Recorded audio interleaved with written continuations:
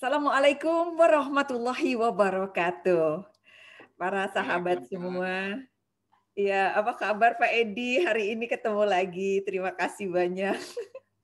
Kabar baik, alhamdulillah. Alhamdulillah. Kelihatan Bu Mona juga segar ini di bulan puasa. Alhamdulillah. Puasa. Pak Edi, thank you ya. Kita bisa join lagi ngobrolin tentang komunikasi korporat. Dan hari ini kayaknya Pak Edi mau ngebahas tentang model-model teoritis ya. Dan Iya, dihubungkan ya, sama komunikasi korporat ya Pak Edi. ya, betul, Oke, betul. Terus, saya share screen ya Pak Edi, bentar. ya boleh, boleh, boleh. Oke, just a Ya, moment, bentar. Ya oke. Eh, Seperti biasa kita promo dulu. ya, betul. Ini buku keren. Yang ngomong yang bikin. Eh, nggak apa-apa, karena dalam waktu 3 bulan buku ini udah udah diinformasikan untuk diterbitkan kembali. Jadi dalam waktu 5 bulan udah langsung terbit cetakan kedua. So artinya adalah buku ini insya Allah diterima oleh para praktisi dan akademisi komunikasi korporat ya, yang komunikasi secara umum dan komunikasi korporat. Insya Allah bermanfaat. So Pak Edi, hari ini Pak Edi akan membahas tentang model-model komunikasi ya. Silakan Pak Edi. Ya, baik, terima kasih Bu Mona. Jadi menarik sekali tadi promo Bu Mona mengenai buku itu. Saya kira intinya sebetulnya kita sharing ya, kita Iya, berbagi. betul. Mudah-mudahan dari buku yang sudah diluncurkan beberapa waktu lalu itu bermanfaat untuk kita semua. Iya, Itu yang amin. penting sebetulnya. Yang sangat penting adalah bagaimana buku itu bisa bermanfaat. Amin. Nah, lalu terkait dengan komunikasi korporat, saya akan coba berbagi, Iya. sharing dengan teman-teman semuanya begitu mengenai model-model komunikasi yang sangat membantu. Jadi kita paham bahwa komunikasi itu dinamis sekali. Komunikasi itu sangat tertarik dengan hal-hal yang aktual begitu. Dan kalau kita lihat apa saja sih sebetulnya fungsi dan model komunikasi ini. Nah, kalau kita lihat di sini, saya ingin mengatakan ada 3 hal yang barangkali nanti kita bisa lihat. Yang pertama adalah fungsi model komunikasi itu adalah menggambarkan fungsi komunikasi itu sendiri. Itu sudah pasti. Nanti ada beberapa model komunikasi yang kita bisa jadikan referensi. Kemudian yang kedua, bahwa fungsi model komunikasi itu juga menunjukkan hubungan visual. Ini penting. Jadi kalau kita berbicara hubungan visual, maka disitulah juga sebetulnya apa yang dimaksud dengan dinamika komunikasi, fungsi komunikasi, model komunikasi. Kemudian yang ketiga adalah membantu menemukan dan memperbaiki kemacetan komunikasi. Jadi seringkali kita hadapi untuk beberapa hal yang sangat penting dalam situasi krisis misalnya, atau dalam situasi yang sangat genting, terkadang kita menghadapi kemacetan komunikasi atau hambatan komunikasi. Bagaimana jalan keluar untuk itu? Mungkin beberapa model komunikasi ini bisa dijadikan referensi. Nah, kalau saya sebutkan jadikan referensi, karena bagaimanapun, tentu saja kalau kita berbicara referensi itu adalah hal-hal yang sifatnya praktek atau praktisi. Basisnya itu sebetulnya adalah apa? Basisnya itu adalah teoritik, ya. Basisnya itu akademis sebetulnya. Nah, namun di dalam praktek yang akademis itu atau yang teoritis itu tentu saja bisa disesuaikan dengan perkembangan yang terjadi, apa yang dihadapi di lapangan dan sebagainya. Jadi sangat sangat dinamis. Namun kita tidak bisa lepas bahwa semua basis yang kita pakai untuk hal-hal yang sifatnya praktisi, praktek, dan sebagainya, itu adalah basisnya itu adalah teori, itu sudah pasti. Nah, coba kita lihat Bu Mona di lembar berikut. Nah, ada beberapa model. Saya ingin sampaikan model dulu yang kita akan sampaikan kali ini, atau yang model pertama itu adalah model stimulus response. Jadi model stimulus response ini ada stimulus pasti ada respon. Jadi model stimulus respon ini disebut juga get a model ini menjelaskan bahwa setiap rangsangan akan menimbulkan tanggapan dan setiap aksi akan menimbulkan reaksi. Begitu. Nah, kalau kita tarik ke dalam komunikasi korporat, rangsangan-rangsangan apa saja dalam konteks korporasi yang bisa menimbulkan tanggapan.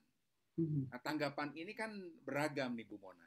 Jadi tanggapan itu kalau kita berbicara reputasi, tentu saja tanggapan yang ingin kita harapkan itu adalah tanggapan-tanggapan yang sifatnya positif, kan begitu, ya kan?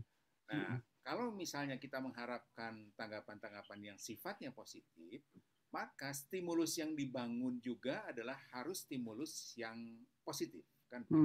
Misalnya pembangunan infrastruktur, misalnya pembangunan jalan tol, itu kan sebetulnya rangsangan yang positif dan itu akan menimbulkan tanggapan yang positif, kan begitu, ya, karena itu akan bermanfaat dalam konteks kebutuhan masyarakat. Namun jangan salah, sekarang kita mendengar setelah rapat umum pemegang saham beberapa BUMN karya, begitu, mereka juga ketika membangun infrastruktur begitu besarnya, begitu, menyebabkan mereka mempunyai kewajiban yang cukup besar kepada pihak ketiga atau disebut utang. Nah, sehingga antara kewajiban yang harus dibayar atau hutang itu dengan pemasukan yang diperoleh itu tidak seimbang, atau harusnya kan pemasukan lebih tinggi dari investasi. Nah, ini juga yang menyebabkan beberapa perusahaan BUMN karya yang baru-baru ini kita lihat dari rapat umum pemegang saham mereka, ada yang negatif, kemudian ada juga yang labanya menurun cukup jauh. Nah, tapi saya pikir ini adalah soal pilihan, kan begitu, soal pilihan. Namun tentu saja semuanya itu ada rasionalisasinya, begitu maksud saya. Jangan lupa bahwa dalam model stimulus respon ini atau dalam model apapun, baik itu perusahaan itu tertekan, begitu, karena situasi krisis, kan sekarang situasi krisis nih, kita tahu, maupun tidak tertekan, tentu saja itu ada sudut pandang yang bisa diungkapkan untuk disampaikan kepada publik. Karena komunikasi itu kan pada dasarnya sudut pandang, ya kan? Bagaimana kita ingin melihatnya dan bagaimana kita menyajikannya supaya sudut pandang yang diambil ada sudut pandang yang positif. Itu pendekatan dari model stimulus respons. Iya, Pak Edi, jadi yang tadi Pak Edi sampaikan bahwa ketika stimulusnya tidak terlalu menyamankan kepada pihak yang kita ajak berkomunikasi, responnya bisa jadi tidak sesuai. Tetapi ya, misalnya yang tadi dengan contoh dari rapat umum pemegang saham, informasi yang diberikan tidak hasilnya tidak terlalu memuaskan, misalnya begitu. Responnya bisa jadi tidak terlalu menyamankan atau nggak happy gitu ya. Tetapi yang kita perlu lakukan dalam konteks komunikasi adalah alasan bisa membuat perbedaan gitu ya. Rasionalitas kita perlu sedemikian rupa membuat orang jadi paham, mengerti sudut pandang tadi, begitu ya Pak Edi? Betul sekali. Jadi rasionalitas atau rasionalisasinya itu yang perlu disampaikan supaya publik paham. Oh, tantangan-tantangan yang dihadapi memang seperti ini. Publik ini ada dua kan. Publik eksternal juga harus paham, publik internal juga harus paham. Jadi selalu saya ingin katakan bahwa tidak mudah untuk menangani komunikasi korporat, jadi karena kompleksitasnya itu cukup tinggi begitu, ya kan? Ya. Betul. Ya, ya betul Pak Edi. Jadi memang keterampilan komunikasi diperlukan dalam pengelolaan korporat gitu ya, terutama dalam konteks dengan teori stimulus respon tadi, stimulusnya harus menggunakan pendekatan yang cukup dapat diterima, yaitu rasionalitas tadi ya. Betul. Oke Pak Edi, kita lanjut ya yang kedua ya. Baik. Yang Silakan Pak kedua, Edi. kalau kita lihat, ini ada model Shannon-Weaver. Ya. Jadi model Shannon-Weaver ini pendekatannya adalah bahwa model ini sangat concern terhadap masalah ketepatan pesan. Jadi message fidelity-nya itu betul-betul dipertimbangkan begitu. Nah, tujuannya adalah supaya derajat suatu pesan itu diterima dan diinterpretasikan dengan baik. Jadi betul-betul harus jelas begitu, terukur dan didukung dengan data-data yang valid kan begitu. Saya kira itu adalah memang syarat komunikasi, apalagi komunikasi korporat itu sangat penting. Kemudian yang kedua adalah dari Shannon dan Weaver ini menunjukkan peran dari gangguan atau noise yang dapat mengganggu akurasi pesan.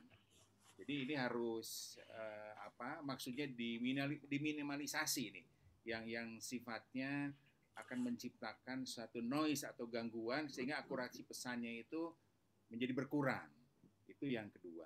Kemudian yang ketiga adalah belum mempertimbangkan elemen dinamis dari proses komunikasi seperti umpan balik serta peran simultan pelaku komunikasi sebagai komunikator dan komunikan.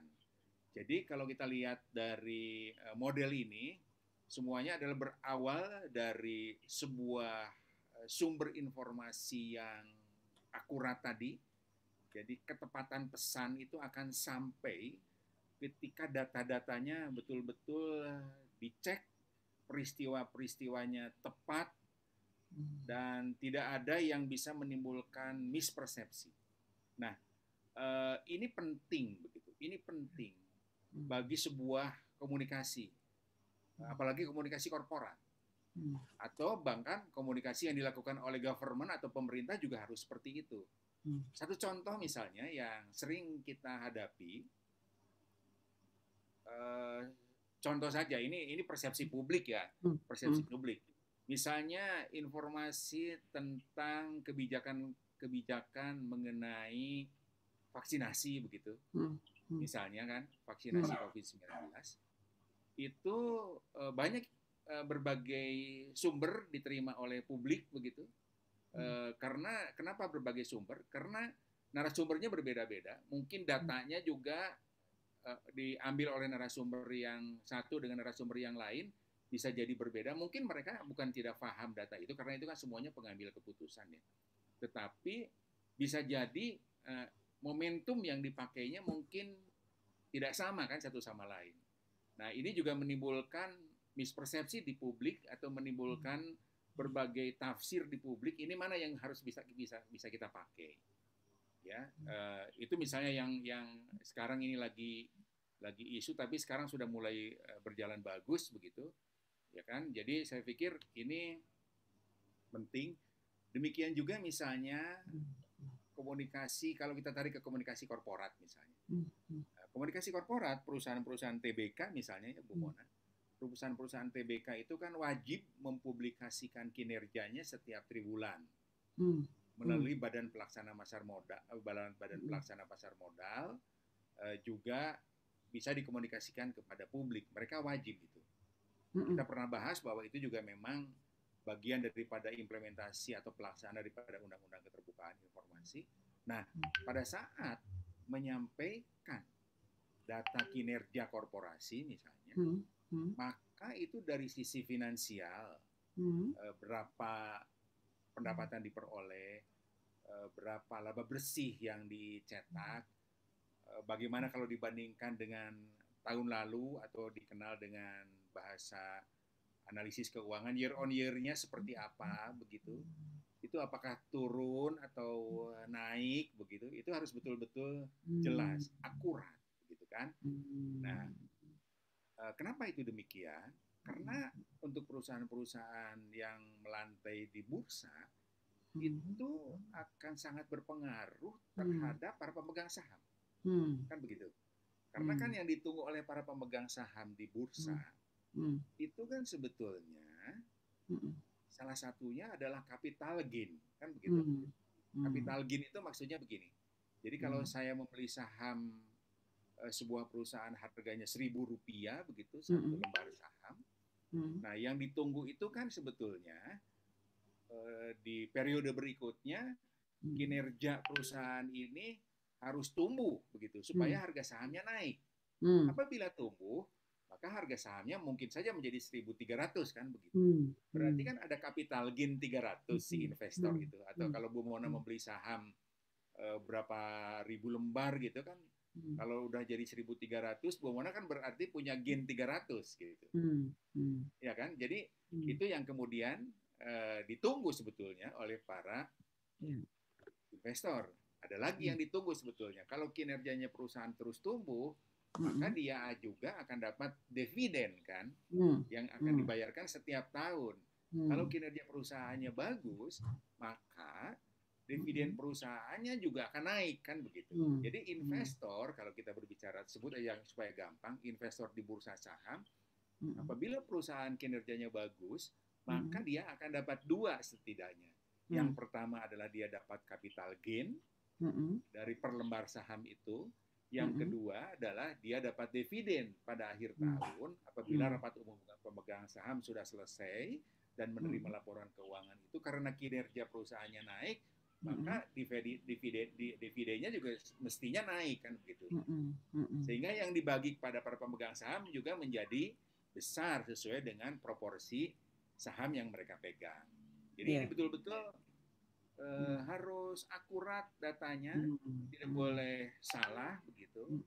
Karena kalau salah bisa saja orang yang membeli saham dia ingin jual supaya dapat capital gain, tapi karena datanya tidak akurat disajikan, itu juga bisa salah. Ini harusnya saya tidak boleh jual dulu nih, tunggu dulu gitu. Nah itu jadi sangat penting, meskipun sebetulnya kalau perusahaan publik harus data-data finansial atau kinerja itu bisa dianalisis di bursa efek atau di Badan Pelaksana Pasar Modal, ada di situ. Gitu. Jadi, Pak Edi, ya, jadi saya suka sekali dengan elaborasi dari tentang Shannon and Weaver ya. Ini teori ini muncul setelah teorinya Laswell tahun 1948, Shannon and Weaver tahun 49. Laswell cuma membahas who says what, to whom, in which channel, to whom, with what effect, ya kan? Cuman sampai yang di atas tuh, information, transmitter, content, kemudian juga channel, penerima, dan efeknya. Noise-nya baru muncul sekarang ini, ya kan? Di Shannon and Weaver tahun 49. Nah, karena Shannon and Weaver ini diinspirasi oleh pekerjaan mereka di Bell Telephone Laboratory, jadi yang dia benar-benar tentang pengiriman pesan, jadi akurasi pesan itu penting. Saya setuju sekali Pak Edi tadi mengingatkan underlining pentingnya ketepatan pesan Pak Edi ya. Betul. Dan ketepatan pesan itu ketika Pak Edi hubungkan dengan contoh saham, bener banget gitu, atau tentang vaksin Pak Edi, ya kan? Betul. Penting sekali ketepatan pesan itu karena ini akan menjadi berpengaruh terhadap penerima pesan, ya kan? Iya betul, betul. Jadi untuk Shannon and Weaver mengingatkan pentingnya menjaga gangguan gitu ya Pak Edi dan ketepatan pesan. Betul, betul sekali. Betul sekali Bu Mona. Ya, jadi memang menarik ini. Jadi begini, saya pikir channel distribusi kan atau channel informasi kan sekarang banyak sekali di era digital ini. Jadi dari media sosial, dari media konvensional dan sebagainya. Nah, sehingga dari channel yang banyak ini Heeh. memang bisa menimbulkan noise yang banyak juga kan, betul ya? Iya, betul. Betul. Sehingga memang selain sumber informasinya harus akurat, bener nggak? Betul. Selain sumber Mm-mm. informasinya harus akurat, Mm-mm. penerimanya juga harus kritis gitu maksud saya, Hmm. ya kan? Jadi Hmm. penerima pesannya juga harus kritis. Jadi dia Mm-mm. Mm-mm. harus bisa Mm-mm. mengecek ke Mm-mm. sumber-sumber yang terpercaya. Jadi maksudnya Mm-mm. begini, di zaman Mm-mm. sekarang ini, di zaman era digital semuanya menyebar begitu banyak, noise Mm-mm. begitu banyak juga, Mm-mm. maka Mm-mm. kecerdasan penerima pesan juga harus tinggi dan dia harus mampu melakukan pengecekan kepada sumber-sumber terpercaya supaya Mm-mm. dia dapat data yang valid kan begitu. Itu dapat data valid itu penting untuk sebuah keputusan, ya kan? Mm-mm. Kalau kita berbicara tentang sisi sebut aja, misalnya kita berbicara tentang peran pemerintah juga saya sih berpendapat pemerintah juga sudah berupaya menyampaikan sesuatu dengan informasi atau data yang lengkap juga sebetulnya. Namun di era yang seperti sekarang, Mm-mm. informasi ini juga bisa noise-nya bisa muncul atau gangguannya juga bisa muncul dari sumber-sumber informasi yang lain yang kurang bisa dipercaya. Nah, ketika Mm-mm. diterima di Mm-mm. publik, nah inilah yang kemudian menimbulkan berbagai gangguan penerimaan yang tadi saya kasih garis bawahi. Maka yang menerima pesannya itu harus betul-betul bisa mencerna, harus Mm-mm. bisa mengecek sehingga dia juga dituntut untuk cerdas, kan begitu Mm-mm. poinnya. Ya. Ya, Pak Edi, tentang noise tadi itu juga banyak sekali ya. Noise bisa jadi gangguannya itu karena gangguan suara benar-benar nih ya, karena ada nggak sampai pesannya, atau gangguan emosional ya, noise karena emosional, eh, psikologis, kemudian karena budaya, karena semantik ya tulisannya atau bahasanya ya yang beda difahami. Jadi benar-benar ini oke, very good Pak Edi. Jadi highlighted tentang teori dari Shannon and Weaver adalah pesan harus akurat. Untuk mencapai keakuratan perlu ada upaya sungguh-sungguh dari pengirim pesan agar akurasinya dapat diterima seperti yang diharapkan oleh pengirim pesan ya Pak Edi ya. Ya betul. Interpretasinya difahami sama begitu ya. Iya, betul. Jadi mungkin Oke. noise ini Bu Mona supaya lebih jelas, noise ini bisa Ya, dibagi dua. ya. Noise Hmm. dalam pengertian infrastruktur atau platform, Ya. maka itu adalah mungkin mengenai kualitas network kan bisa yang tadi Hmm. Bu Mona Hmm. sampaikan, benar nggak? Hmm. Ya Hmm. misalnya banyak Technical. gangguan, tidak jelas karena jaringannya kurang begitu bagus dan sebagainya. Ya. Ha-ha. Tapi noise yang sangat berpengaruh kalau menurut saya adalah noise yang terkait dengan konten, Ya. iya Hmm. kan? Yang Hmm. sangat membuat situasi menjadi menjadi Kacau. sangat kompleksitasnya menjadi tinggi adalah noise yang terkait dengan konten. Iya, iya, Nah, iya, ini iya. atau materinya itu sendiri, ya kan? Hmm. Hmm. Materinya Hmm. sendiri. Nah, ini yang Nah, menurut saya memang dua-duanya harus berjalan seimbang. Jadi iya, network dalam konteks jaringan juga harus bagus iya, dan tentu saja network dan jaringan itu yang bagus itu akan menjadi bernilai iya, apabila materi atau konten yang disampaikan juga sesuai dengan data pendukungnya. Gitu. iya. Ya, Pak Edi, very nice. Intinya Shannon and Weaver memberikan inspirasi sangat kuat pentingnya kita sebagai penyampai pesan untuk memastikan ketepatan pesan. Jadi mengupayakannya sungguh-sungguh sehingga pesan itu enggak sampai diinterpretasi yang berbeda. Begitu ya Pak Edi ya? Ya betul, betul, betul. Ya. Lanjut ya Pak Edi. Baik, baik. Ini, oke. Nah ini last way yang tadi disampaikan Bu Mona sebetulnya, saya kira Hmm. betul.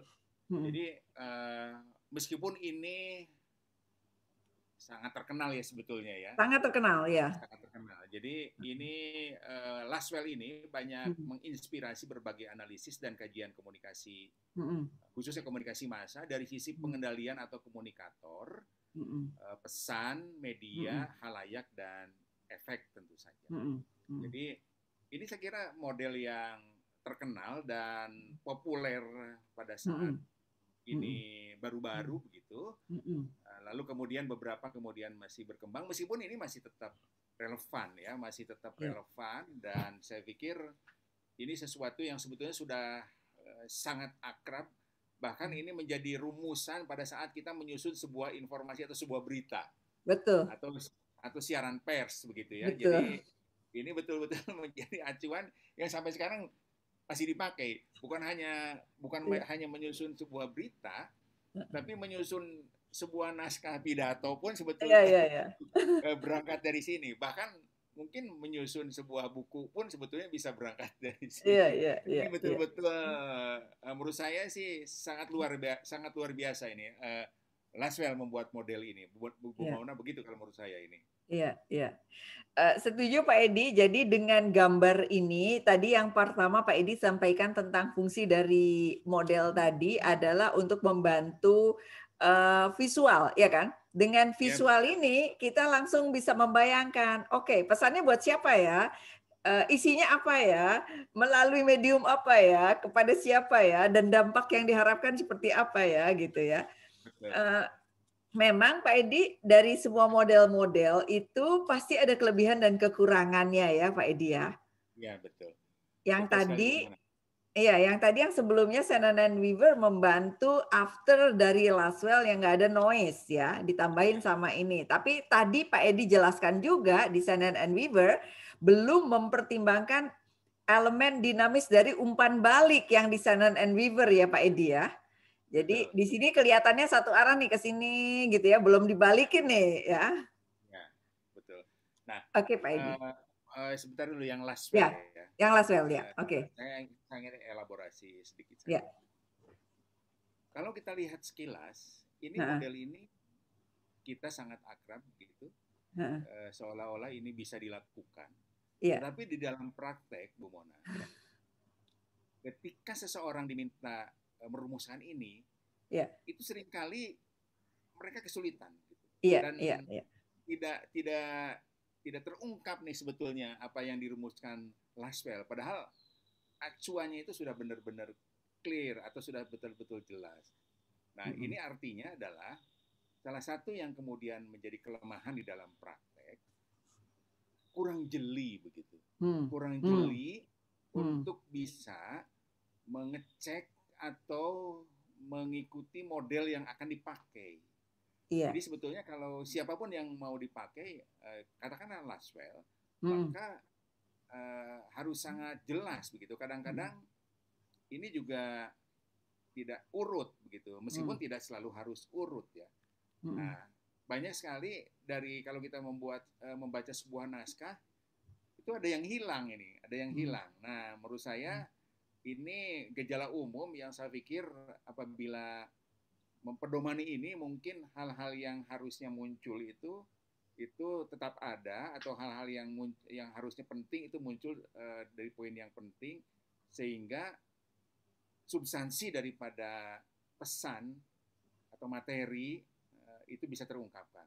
Itu saya garis bawah saya yang Pak Edi, jadi misalnya begini Pak Edi, Who aja dengan rumus ini kita sudah tahu nih, oh kita mau kasih komunikasi kepada media misalnya ya.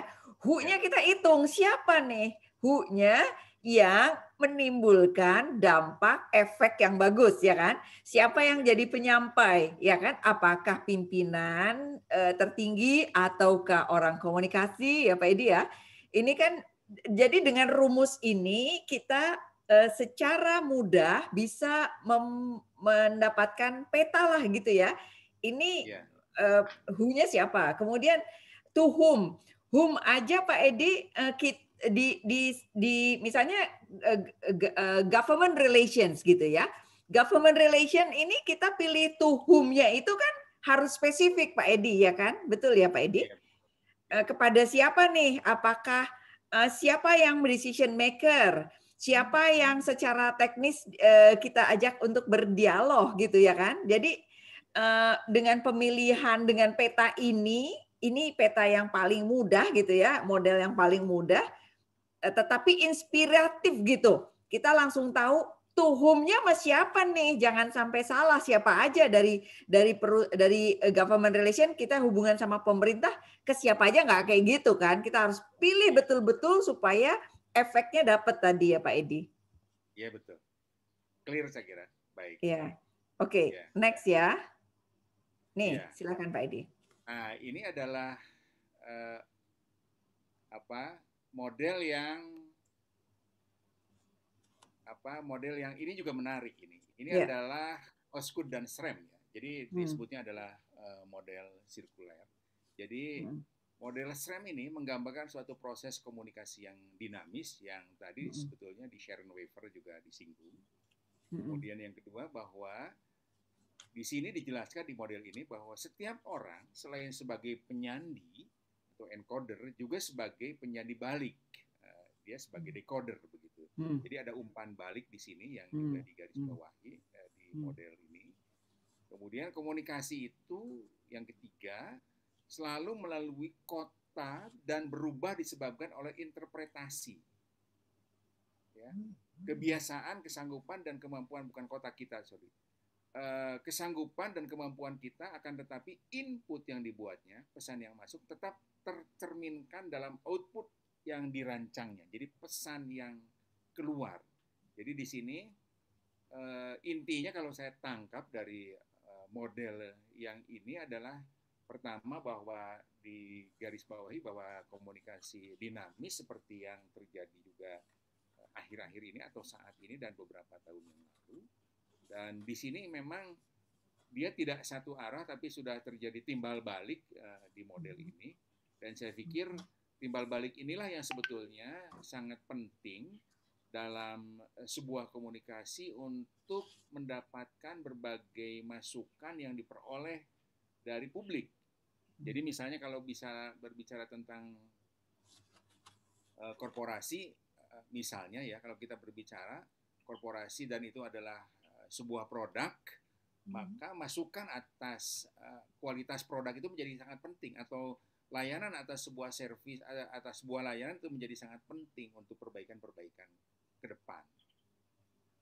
Jadi tidak aneh kalau misalnya sekarang setiap perusahaan itu selalu melakukan survei, misalnya survei kepuasan customer.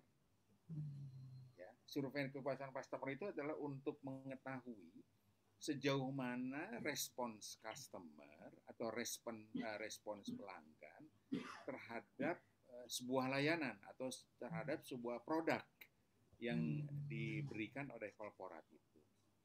Nah, dari survei pelanggan itu biasanya sudah ada standar minimal yang harus dicapai. Kalau misalnya standar minimalnya 75 atau 80, maka kalau misalnya pencapaiannya itu adalah hanya 60 atau 70, berarti ada yang salah ini dari produk layanan yang kita berikan. Nah, salahnya di mana? Bisa kita lihat, bisa kita evaluasi. Apakah salahnya itu dari sisi produknya? Apakah salahnya itu dari sisi layanannya? Apakah salahnya itu dari sisi infrastrukturnya dan sebagainya? Atau salahnya itu dari strategi komunikasinya? Kan begitu, bisa saja. Jadi kalau menurut saya, Osgood dan Schramm ini sangat membantu ya untuk melakukan beberapa evaluasi dari sesuatu yang kita sampaikan kepada publik dan kemudian kita evaluasi lagi hasilnya karena kita ingin mendapatkan input dari sana. Begitu Bu Mona kalau menurut saya membaca ini. Menarik ya Pak Edi. Jadi di sini sudah ada dialog ya, artinya jadi penyampai pesan mengirimkan pesan kepada penerima pesan menginterpretasikan, lalu dia menjadi penyampai pesan, lalu dia, jadi memang disitulah dialog ya, di sini kuat ya, sudah ada kesan dialog begitu ya. Dan saya setuju sekali Pak Edi yang tadi Pak Edi sampaikan tentang misalnya survei ya, betul sekali, itu survei itu sebenarnya bentuk dari kita ingin dapat interpretasi dari penerima pesan gitu ya, Sehingga dia akhirnya bilang apa sih sebagai penyampai pesan, kayaknya gini deh layanan kita gitu ya, layanan perusahaan kita dari dia menurut dia sebagai penyampai pesan akhirnya.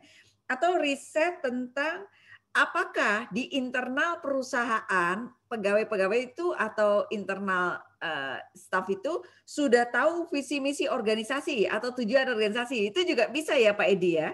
Bisa. Jadi kalau keluar mungkin kita berbicara tentang survei kepuasan Ya. pelanggan gitu. Yeah. Tapi kalau ke dalam kita bisa juga melakukan survei kepuasan karyawan.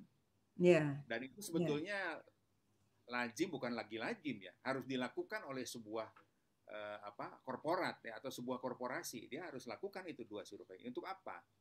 Mungkin ke dalam, kalau ke dalam ya, karyawan apakah puas begitu, artinya dengan standar tertentu, apakah puas atau tidak puas, dari sisi apa mereka puas, apakah dari sisi remunerasi mereka puas, apakah dari sisi kebijakan karir mereka kurang puas misalnya, apakah dari sisi kaderisasi mereka kurang puas dan sebagainya, atau sudah puas begitu. Nah, kalau misalnya kurang puas, berarti ada sistem yang harus diperbaiki, atau tidak selalu langsung memperbaiki sistem, tapi mungkin harus dilakukan dialog secara langsung dengan karyawan, ya kan? Itu kalau ke dalam. Jadi bermanfaat sekali, penting sekali, bahkan sangat strategis. Apalagi kalau kita berbicara tentang kepuasan pelanggan. Nah, tinggal sekarang analisis yang harus kita lakukan. Apabila kepuasan customer atau kepuasan pelanggan turun dan juga kepuasan karyawan turun, berarti ini ada korelasi nih. Karyawan mungkin merasa kurang puas, maka dia memberikan pelayanannya kepada pelanggan kurang bagus. Iya. Ya kan? Nah, ketika kepuasan pelanggan naik dan kepuasan karyawan juga naik, maka di situ juga terjadi karyawan bekerja dengan baik sehingga pelanggan puas, kan begitu. Tapi harus dicek juga, jangan sampai pelanggan puas naik peringkat atau hasil surveinya, tapi survei karyawan turun. Nah, itu harus dicek apa yang terjadi. Kan anomali-anomali atau hal-hal yang seperti itu mungkin saja terjadi. Nah, ini maksud saya hanya ingin menekankan bahwa betapa model Osgood dan Scrum ini bermanfaat sekali. Begitu maksud saya. Untuk dijadikan referensi begitu ya. Iya. Setuju Pak Edi. Jadi apalagi ketika kita mengetahui sejumlah model yang lalu kita ngelihat, oh ternyata ini inspirasinya dari sini, oh ini inspirasinya ngelihat dari sini gitu ya. Kalau Shannon and Weaver kan akurasi pesan. Kalau di sini lihat feedbacknya gitu ya, gitu ya dari pihak lain ya, dari pihak yang kita ajak berkomunikasi. Oke, seru tadi. Saya mau komentarin tentang tadi Pak Edi ngomong tentang kepuasan karyawan berdampak pada service yang dia berikan dan ini berdampak pada profit. Jadi ada konsep yang di dalam buku itu juga kita bahas namanya PSP, People, Service, Profit gitu ya Pak Edi. Betul. Jadi kalau dibalik lagi customer happy, tetapi ternyata people-nya yang internal itu tidak happy, berarti kita harus lihat lagi apa nih ya. Jadi dengan model tadi membantu memperbaiki kemacetan komunikasi juga ya Pak Edi. Betul sekali. Lanjut ya Pak Edi. Ya baik. Ya silakan. Nah, ini adalah model universal antar manusia. Ini adalah Joseph De Vito ya.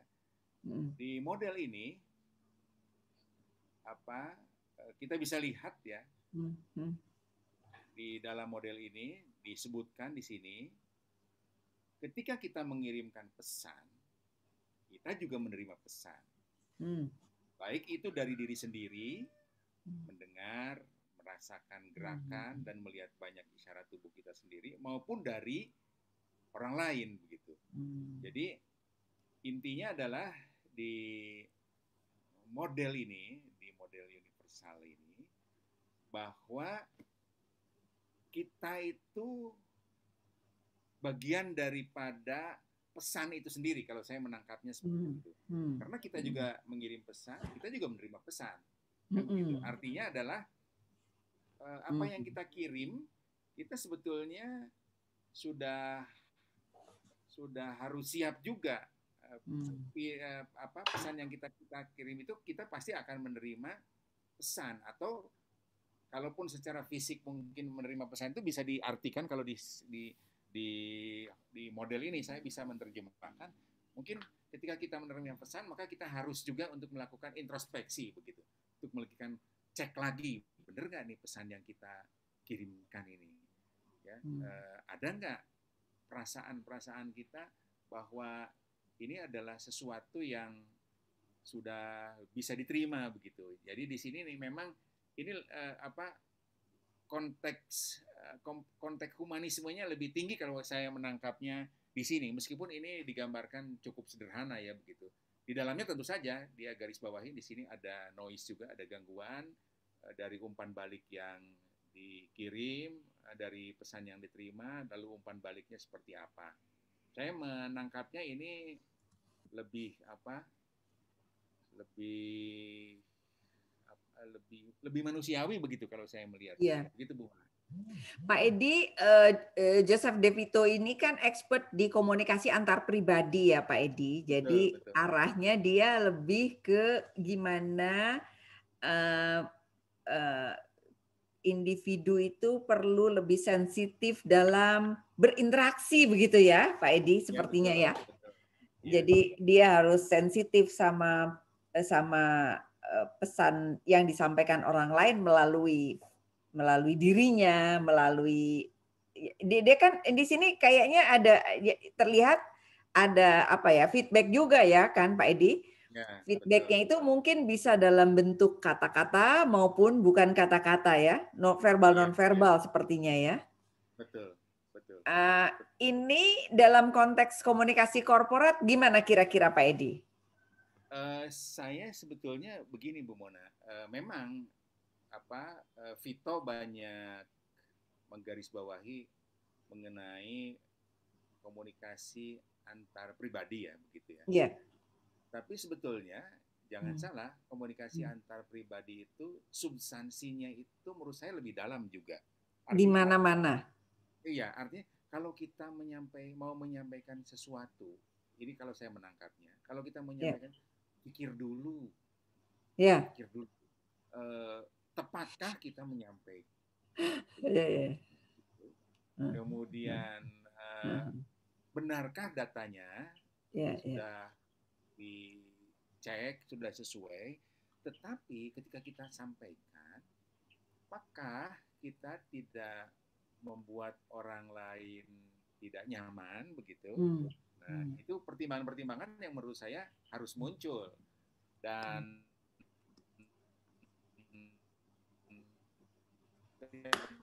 maka strategi komunikasinya mungkin harus disesuaikan sedemikian rupa, kan begitu?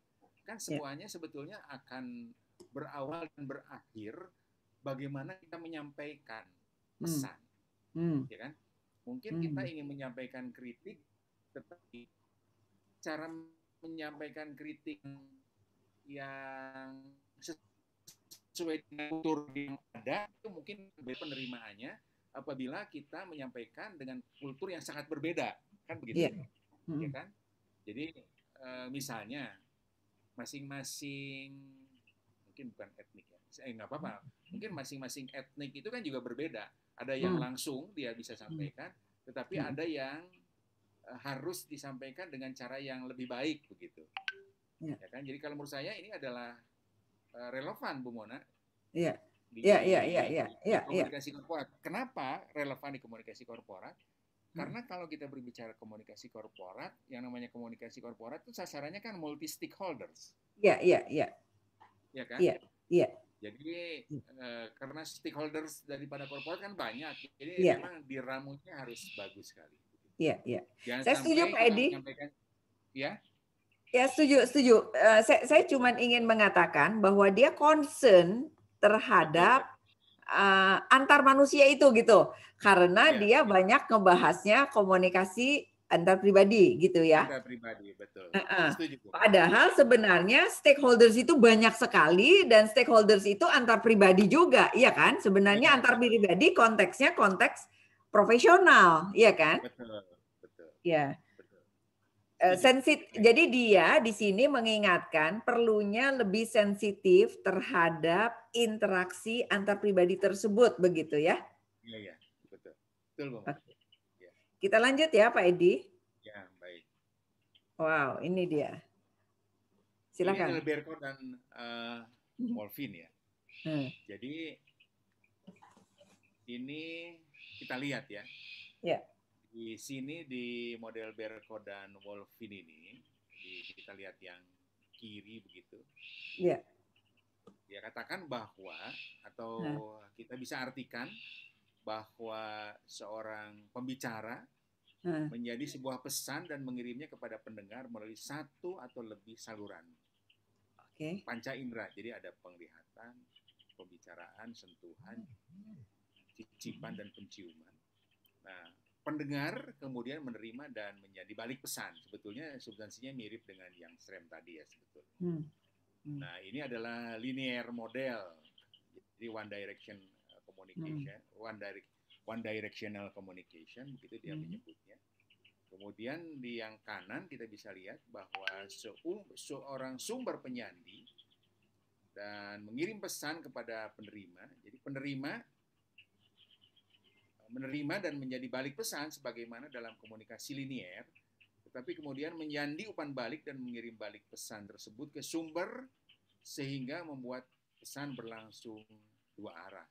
Jadi di sini adalah lebih fokus kepada interactional model of communication. Jadi two directional communication yang di sebelah kanan. Kalau yang di sebelah kiri adalah one directional communication. Jadi mungkin yang pertama lebih satu arah begitu kira-kira ya. Sedangkan yang kedua ini adalah timbal balik begitu. Meskipun dua-duanya sebetulnya kita bisa si pembicara atau si penyampai pesan bisa mendapatkan informasi yang sama juga. Gitu. Iya. Pak Edi tampaknya dia banyak mengingatkan tentang noise ya dengan agak banyak ya. Ini mungkin juga jadi perhatian kita meminimalisir potensi adanya noise gitu ya. Dia di sini ada noise, di sini ada noise, di channel ada noise, di individu ada noise, di penerima juga ada noise gitu ya. Betul. Jadi kalau kita strukturkan begitu, memang ini terjadi di lapangan ya begitu.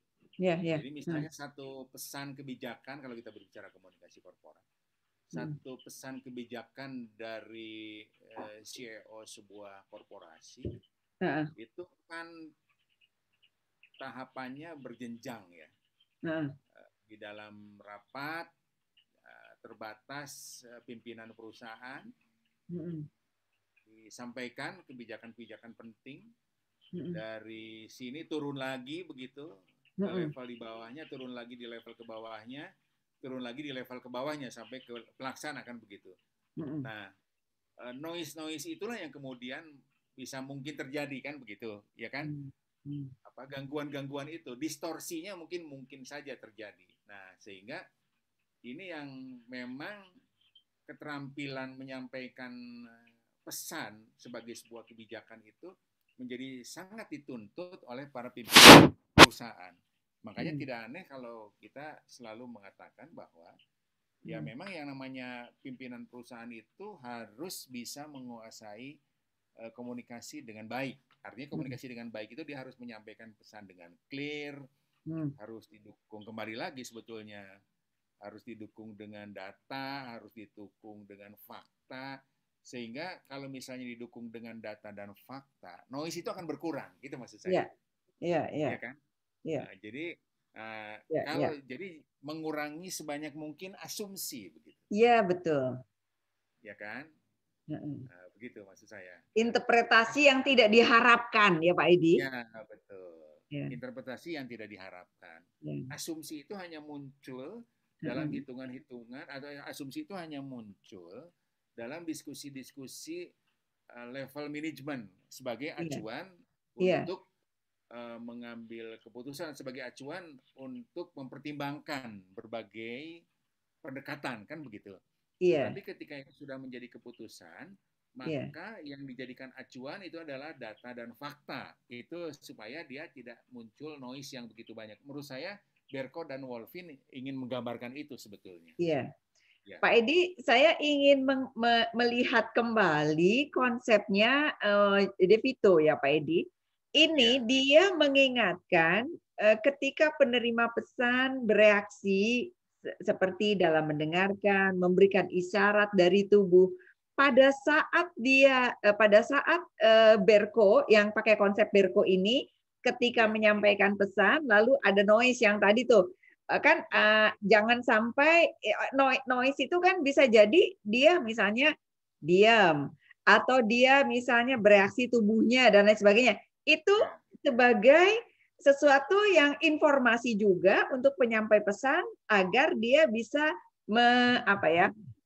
memberikan penjelasan tambahan atau mengklarifikasi dan lain sebagainya. Jadi bisa saja dalam bentuk yang tadi itu ya, dalam bentuk verbal dan non verbal itu juga sebagai informasi gitu ya.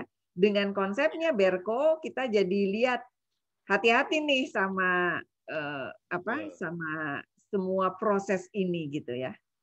betul, betul, Bu Mona. Oke. Lanjut ya Pak Edi. Ya, Oke, ini. baik. Ini adalah uh, transactional model ya. Ya. Jadi ini kita lihat apa tuh yang dimaksud dengan model the transactional ini.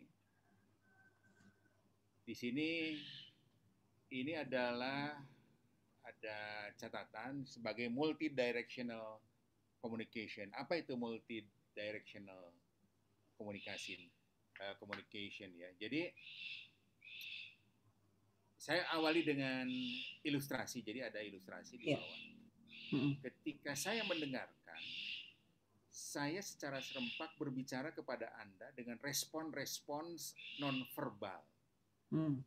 Dan pada saat-saat tertentu memberi Anda respon-respons verbal. Ketika Anda bicara, Anda secara serempak mendengarkan pesan-pesan non-verbal, pada saat-saat tertentu menyelaraskannya ke dalam pesan-pesan verbal dan secara terus-menerus melakukan penyesuaian terhadap perilaku komunikatif Anda sesuai penilaian Anda tentang tingkat di mana Anda merasa bahwa Anda telah difahami. Saya melakukan hal yang sama. Ini Berko juga. Jadi Berko ada directional tadi, ada two way ya, dan ini multi begitu. Jadi dia membagi 3 model ya di model komunikasi. Menurut saya ini menarik ini yang multi directional ini. Jadi mungkin ketika mendengarkan, karena tadi kan ada feedback ya yang kaya dengan noise, respon non verbal kan muncul, misalnya gerak gitu ya, atau mimik, bener nggak? Atau Seperti saat Pak Edi bilang saya menganggukkan kepala, itu kan ya saya betul, ngerti gitu ya. betul, betul, betul. Kira-kira seperti itu. Atau ketika dia menggeleng, atau ketika dia malah menggelengkan kepala, atau ketika malah dia terdiam, dia kan itu sebetulnya sebuah gerakan yang bisa diinterpretasikan apakah dia mempertanyakan atau dia kok kamu menyatakan itu, kan bisa juga begitu, ya kan? Jadi menurut saya menarik nih Bu Mona. Jadi memang apa betul kekuatan personalnya di sini cukup tinggi kalau menurut saya. Iya. Ya kan? Iya. Cukup tinggi begitu. Mm-mm. Jadi kalau misalnya dia mengasih tanda jempol berarti dia setuju atau berarti Mm-mm. dia oke, kamu Mm. menyatakan dengan benar gitu. Mm. Mm. Tapi ketika dia memberikan tangan, telapak tangan, oh salah, kamu bukan begitu, misalnya Mm-mm. begitu. Mm-mm. Ya menurut saya ini adalah multi directional communication. Jadi ada voice, ada suara, Mhm. begitu kan? Ada Mhm. pesan, Mhm. kemudian ada gerak begitu. Jadi ini lengkap ini Mhm. semuanya. Dan Mhm. ini terjadi dalam komunikasi langsung ya. Iya. Ya, komunikasi langsung itu mungkin kalau kita tarik ke tataran konvensional, Hmm. komunikasi langsung itu ketika kita bertatap muka secara Iya. langsung. Hmm. Benar nggak? Iya. Tetapi komunikasi langsung sekarang ini Mm-mm. dalam konteks digital seperti kita sekarang ini, kita juga bisa melihat Bisa. gerak Iya. Iya. semua lawan bicara kita. Misalnya gerak Iya. Bu Iya. Mona saya bisa Iya. lihat, Bu Iya. Mona bisa lihat saya juga. Jadi Iya. medianya sekarang menjadi lebih banyak gitu kalau menurut Iya. saya. Iya. Iya. Iya. Ya, Menarik gitu ya, Bu Mona. menarik ya. Ya, Ini semua membuat kita jadi ngelihat, oh iya ya, dengan konsep ini kita perlu fokus ke sini, dengan model ini kita betul. perlu fokus ke yang lain. Oke. Menurut saya Next. hebat Wah, ini itu. dia lebih complicated nih ya. Nah, Seru-seru ini Pak Edi, seru. Ya, ini Kotler ya. Jadi Kotler ini kan Ya. eh, apa kuat di marketing ya. Jadi Iya. seperti kita Iya. kenal dia melahirkan 4P dan sebagainya. Iya. Dia juga banyak roti mengenai marketing communication. Jadi dia kuat di marketing, tapi juga dia tidak melupakan bahwa Iya. marketing ini akan Iya. akan akan efektif begitu apabila diimbangi dengan komunikasi juga yang efektif. Iya. Jadi ada Iya. 9 elemen sebetulnya Iya. dari Kotler, tapi mungkin saya ingin garis bawahi saja, Hmm. bagannya Hmm. tidak saya ingin ulas, tetapi saya akan ingin sampaikan aja poin-poinnya bahwa Hmm. Hmm. dari Kotler ini Hmm. dua elemen Hmm. merepresentasikan pihak-pihak utama yang terlibat dalam komunikasi. Jadi sender Oke. dan Hmm. receiver. Ya, Oke. dia Ya. elemen itu dia garis Hmm. bawahi pihak-pihak Hmm. utama yang terlibat sender dan receiver. Sender, receiver, oke. Lalu dua elemen mewakili tools komunikasi yang utama yaitu pesan dan media. Hmm. Jadi ada tools komunikasi yang utama menurut dia itu adalah pesan Hmm. dan media. Hmm. Nah, kemudian yang ketiga, jadi 4 elemen mewakili fungsi-fungsi komunikasi. Di situ ada encoding, decoding, response, dan feedback. Jadi digambarkan di dalam layar itu. Dan yang keempat adalah elemen terakhir adalah gangguan, noise lagi. Ya, Hmm. saya pikir Hmm. memang di setiap komunikasi pasti ada noise gitu. Tidak bisa dihindarkan itu. Tapi menurut saya dari 9 elemen yang disampaikan Kotler, saya sih melihatnya ini dia hampir merangkum apa yang model-model sebelumnya sudah ada tadi. Kotler kelihatannya itu menjadikan itu sebuah referensi kelihatannya. Ya. Jadi sender itu penting sebagai orang yang atau komunikator begitu kan tadi disebutnya, orang yang akan menyampaikan pesan dan kemudian pesan ini harus sampai kepada penerima pesan atau komunikan begitu. Ya, lalu kemudian di sini ada pesannya itu tentu saja muatan pesannya masih kita harus memenuhi apa yang disebut Laswell tadi mungkin ya unsur-unsurnya atau Betul. ya kan. Channelnya saya kira harus clear, channelnya itu harus betul-betul kita pahami. Ya kalau dulu channelnya itu langsung bisa tatap muka misalnya, atau melalui surat atau melalui apapun. Sekarang ini multi luar channel. Biasa. Ya kan? Channelnya luar biasa ya. Channelnya luar biasa. Ini kelebihan saat ini yang ketika model-model ini dilahirkan, channel-channel yang sekarang ada ini kan mungkin mereka juga belum kenal Ya, sehingga belum bisa merumuskan itu barangkali ya. ya. Karakteristik yang berbeda-beda dan wah luar Iya, biasa. betul. Iya. Begitu Bu Mona kalau saya Ya, melihat Kotler. Ini kalau oke. Kotler kalau saya mengartikan, kalau saya melihat ini adalah bagian bagaimana dia melengkapi sebuah kekuatan yang sangat diperlukan dalam pendekatan marketing communication, dan kemudian dia menyebutnya dengan 4P itu kan, dia Ya, sangat terkenal dengan 4P. ya. Pak Edi menarik karena ini karena di dalam konsep komunikasi korporat adalah komposisi dari komunikasi organisasi, manajemen komunikasi, dan marketing komunikasi gitu ya. Jadi pendekatannya Kotler ini juga menarik untuk kita lihat ya. Jangan Ya, sampai semua unsur-unsur ini termasuk feedback, respons ya, reaksinya, feedbacknya ya. Oke Pak Edi, lanjut Pak Edi.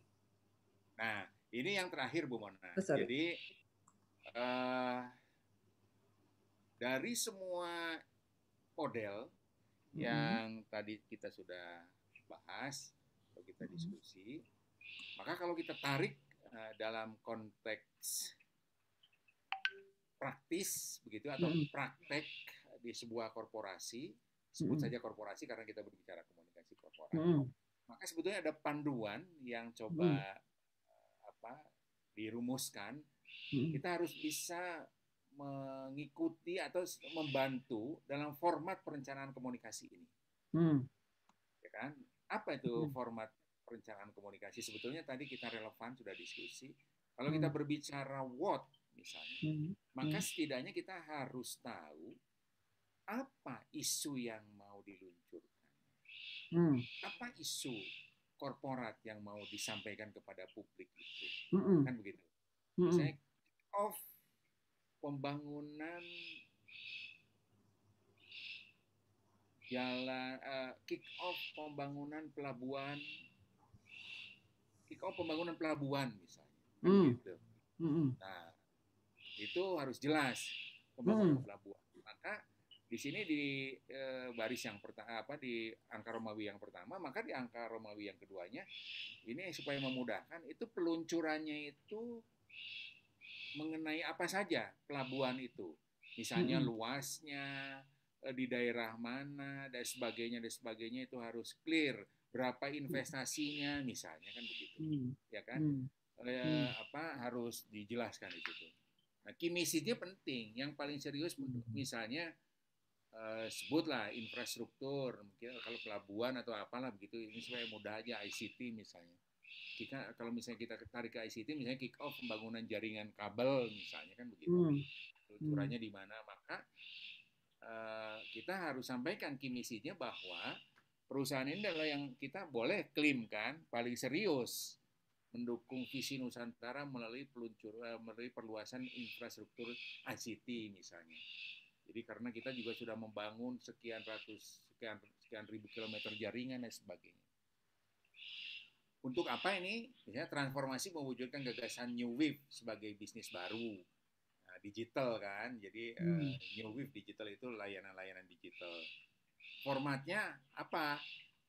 Siaran pers, konferensi pers, liputan khusus yang on the spot, mungkin kita ngajak jurnalis datang, di mana lokasinya, medianya, media nasional, kemudian siapa saja ini yang diundang, siaran pers liputan oke, susnya direksi, pejabat terkait atau ketua tim project dan sebagainya. Party sourcesnya siapa? Mungkin ada menteri atau dirjen, kan itu harus jelas.